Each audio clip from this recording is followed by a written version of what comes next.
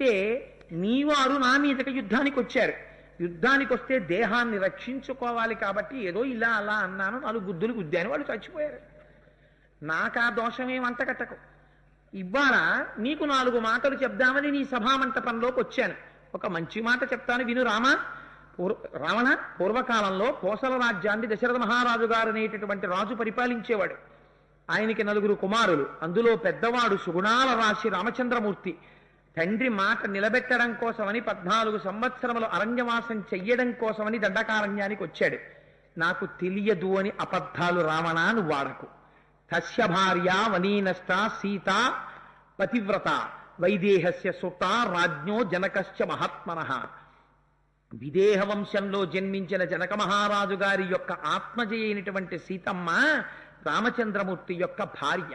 మహాపాతివ్రత్యంతో రాముణ్ణి అనుగమించి దండకారణ్యానికి వచ్చింది.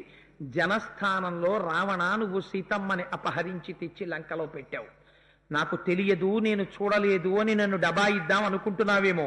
లక్షితేయం మయా సీతా తథా శోకపరాయణ గృహ్యాం అభిజానాసి పంచాస్యమివ పన్నయీం. రావణ, ఉన్న మాట ఉన్నట్టు చెప్తున్నాను. నేను సీతమ్మని చూడ్డం జరిగింది. అశోకవనంలో సీతమ్మ ఉంది. నువ్వే సీతమ్మని అపహరించి తెచ్చావు. నువ్వు అనుభవించడానికి యోగ్యమైనటువంటి స్త్రీ సీతమ్మ అనుకుంటున్నావు. ఆకలి ఉన్నవాడు తెలియక విషంతో కూడుకున్న పదార్థాన్ని జీర్ణం చేసుకోగలగందని తినేసినట్టు సీతమ్మ జోలికొచ్చావు. ఆ సీతమ్మ ఎవరో తెలుసా? 5 తలల పావు. నీ ప్రమాదాన్ని నువ్వు కొని తెచ్చుకున్నావు. నీ మృత్యువుని నువ్వు తెచ్చుకున్నావు. నీ మెడకి చుట్టుకున్నావు.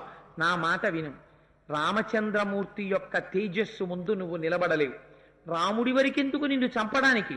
సుగ్రీవుడు చంపేస్తాడు నిన్ను. ఎందుకని? ఇవాళ రాముడికి సుగ్రీవుడికి అగ్నిసాక్షిగా స్నేహ అంగీకారము, స్నేహ ఒడంబడిక ఉన్నాయి. రాముడి శత్రువు సుగ్రీవుడికి శత్రువు. నువ్వు కోరుకున్నటువంటి వరాల్లో నరులు వానరులు లేరుగా, మినహాయింపు కోరావు. అందుకని వాళ్ళిద్దరి చేతిలో చనిపోతావు. సుగ్రీవో నహిదేవోయం నాసురో నచరాక్షస నదానవో నగంధర్వో నయక్షో నజపన్నగ. సుగ్రీవుడు గంధర్వుడు కాడు, కిన్నెరుడు కాడు, కింపురుషుడు కాడు, యక్షుడు కాడు, దేవత కాడు, రాక్షసుడు కాడు. ఆయన కేవలం వానరుడు. అందుచేత సుగ్రీవుడి చేతిలో చనిపోతావుగా. సుగ్రీవుడు వచ్చి చంపేస్తాడు. సుగ్రీవుడు కాకపోయినా రాముడి చేతిలో మరణిస్తావు. రావణ, నీకొక విషయం చెప్తున్నాను, జాగ్రత్తగా విను. తదేవ ఫలమన్వేతి ధర్మస్య ధర్మనాశన ప్రాప్తం ధర్మఫలం తావద్భవతా నాత్ర సంశయ. ఇది మనందరం జీవితాల్లో గుర్తుపెట్టుకోవలసినటువంటి ఒక గొప్ప తీర్పు చెప్పేస్తున్నారు ఇవాళ స్వామి హనుమ. పాపము 2 రకాలుగా ఉంటుంది. ఒక పాపము చేశావు, అది మూలఘాతి కాదు, శరీరాన్ని పడగొట్టం. కానీ పాప ఫలితాన్ని అనుభవించాలి. అందుకని పాప ఫలితాన్ని పుణ్య ఫలితాన్ని ఏకకాలమునందు పరమాత్మ ఇస్తారు. ఏదో చిన్న పాపం చేశావు, అందుచేత శరీరంలో ఒక వ్యాధి ఉంటుంది, ఏదో మధుమేహము వ్యాధితో ఉంటావు. కానీ పుణ్య ఫలితం ఉంది, అపారమైన ఐశ్వర్యం ఉంటుంది. నీకు మధుర పదార్థం తినడమునందు ప్రీతి, కానీ తినకుండా వ్యాధి ఉంటుంది. చేసిన పాపాలు చిన్నవి. అందుకని పరమాత్మ ఏకకాలమునందు రెండిటిని అనుభవింపచేస్తారు. తప్పించంతకు మించి శరీరాన్ని బాధ పెట్టరు. శరీరాన్ని పడగొట్టేడు, మనసాన పడుకోబెట్టడు. కానీ నువ్వు చేసినటువంటి అపచారం సామాన్యమైంది కాదు. కొన్ని పాపాలైతే ప్రాయశ్చిత్తాలుంటాయి. నువ్వు చేసినటువంటి పాపం సామాన్యమైనటువంటి పాపం కాదు. ఏ పుణ్యం చేశావో ఆ పుణ్యానికి ఫలితాన్ని అనుభవించేశావు. కాంచన లంకకి అధిపతి అయ్యావు. కొన్ని వేల మంది కాంతలతో సుఖాల్ని అనుభవించావు. ఇంతమంది రాక్షసులకి ప్రభువుగా నిలబడ్డావు. కానీ ఇవాళ పరదారాగ్రహణం చేశావు. మహాపతివ్రత అయినటువంటి స్త్రీని అపహరించి తీసుకొచ్చావు. ఉద్యానవనంలో ఆ తల్లి కంటికి మంటికి ఏకధారగా ఏడుస్తోంది. ఇది మూలఘాతి. ధర్మపత్ని అయిన భార్యతో తృప్తి పడకుండా వేరొకరి భార్యని తన భార్యగా తెచ్చి సుఖాన్ని అనుభవించిన వాడు ఎన్నటికైనా శరీరము పడిపోవలసిందే. ఈశ్వరుడు ఆ విషయంలో మాత్రం ఇంకా ఏ విధమైనటువంటి దాక్షిణ్యము చూపించడు. అలా పడిపోవడానికి ఏ వ్యాధి కావాలో ఆ వ్యాధి రూపంలో లోపలికొచ్చి అకాల మృత్యువుగా పడగొట్టేస్తాడు శరీరాన్ని. అందుకని దారుణమైనటువంటి పని చేశావు రావణ. నా మాట విను. నేను రాముడి ముందు నిలబడగలనని అనుకుంటున్నావేమో. రాముడి యొక్క తేజస్సు ముందు నువ్వు నిలబడలేవు. అగ్నిహోత్రంలో పడిన దీపపు పురుగు ఎలా నశించిపోతుందో, రాముడే లంకా పట్టణానికి వచ్చి నిలబడినటువంటి రోజున నువ్వు అలా నశించిపోతావు. ఎందుచేతనో తెలుసా? రాముడు ధనుర్వేదాన్నంతటినీ తెలుసున్నవాడు, ఋషుల దగ్గర సమస్త అస్త్రశస్త్రములు తెలుసుకున్నవాడు, మహాధర్మాత్ముడు. అటువంటి రాముడు వచ్చి లంకలో నిలబడి చేతిలో కోదండమును పట్టుకుని బాణములను విడిచిపెట్టడం ప్రారంభం చేశాడా, నువ్వు నిలబడలేవు. మండిత విస్ఫులింగ విషమ జ్వలితానల కీలలు వబ్జ గర్భాండము నిండ రామ వసుధాదిపుడేశుడు వజ్ర సాధనా ఖండిత పంక్తి కంట కనకంఠ పురాంతక శైలచాలనోద్దండ బల ప్రచండ పురదండ విఖండన చండకాండముల్.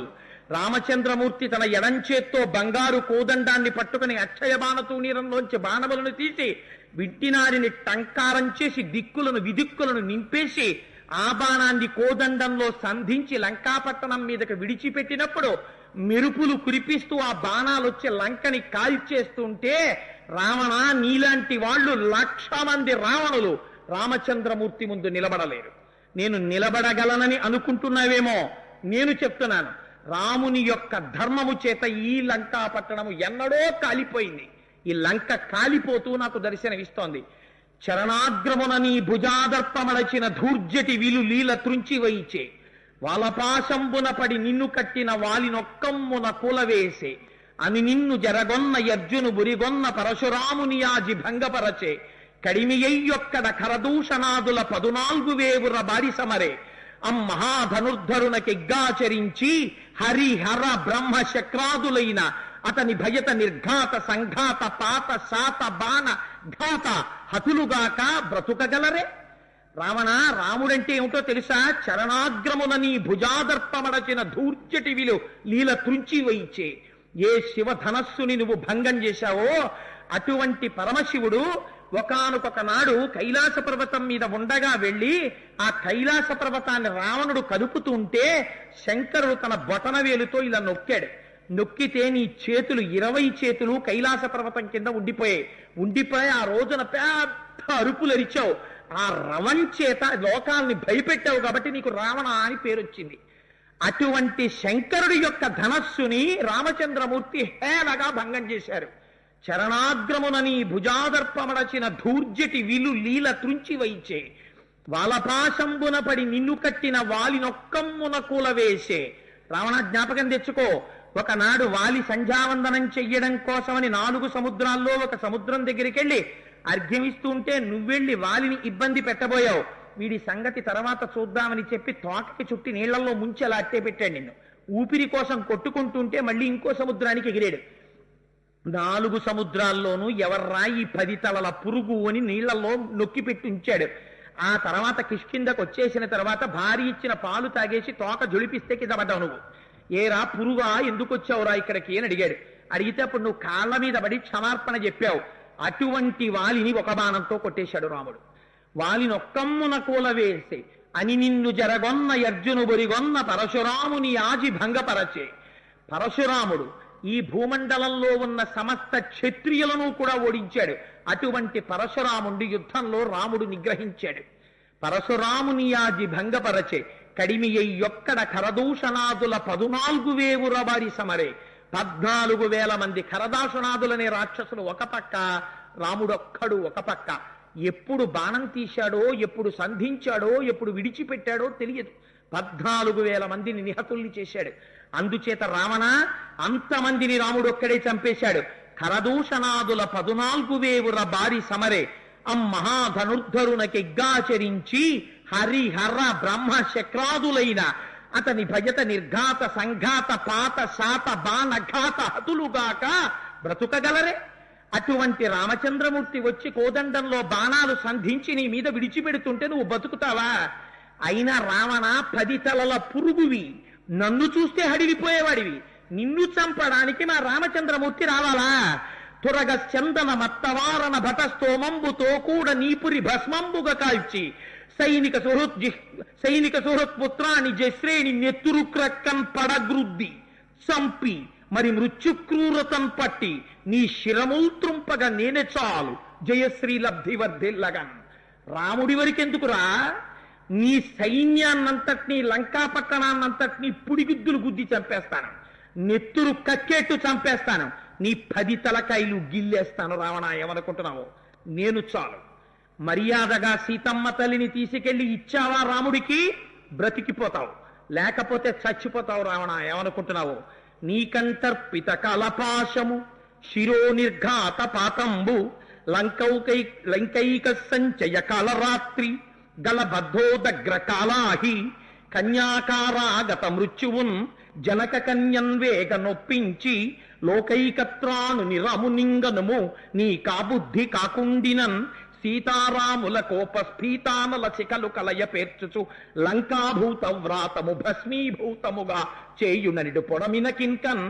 నువ్వు తెచ్చుకుని నీ ఇంట్లో పెట్టుకున్నది 5 తలల పావు, నీ తల మీద పడుతున్న పిడుగు, నీ కంఠంలో పెట్టుకున్న అగ్ని, నశించిపోతావు రావణ. మర్యాదగా తీసుకెళ్లి సీతమ్మ తల్లిని రామచంద్రమూర్తి యొక్క చరణారవిందముల యందు సమర్పించి బ్రతికిపోరా తుచ్చుడా అన్నాడు.